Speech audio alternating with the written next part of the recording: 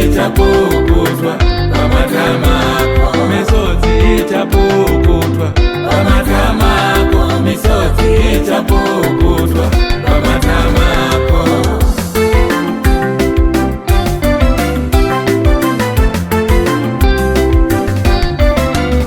Nokuti Lazaro airarama ari munyika ine wafu, achingotambura zvakadaro arimo munyika ine wane mari.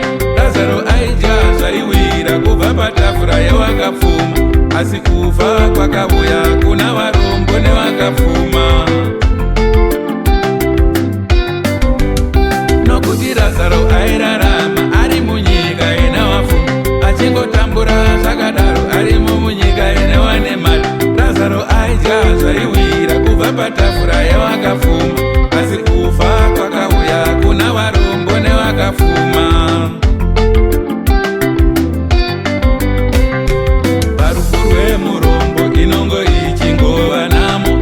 Parufu rwewakafu panenge patori pamabiko, parufu rwemurombo inenge ichingova namo, asi parufu rwewakafu panenge patori pamabiko.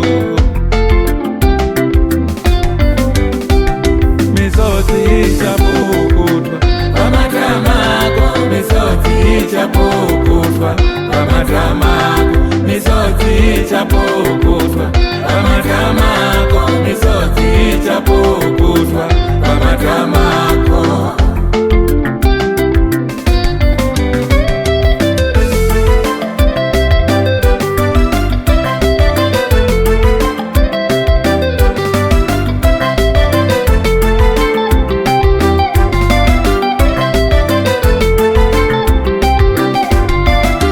Kana iye Tifasi zvakamushamisa kuona Lazaro ashandurwa ari pachipfuva chaAbhurahama, misodzi yake yatopukutwa.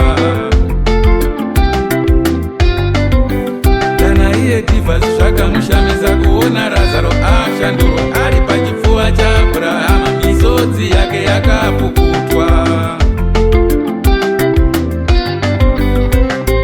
Baba Abhurahama ndirangarirei, Tifasi akachema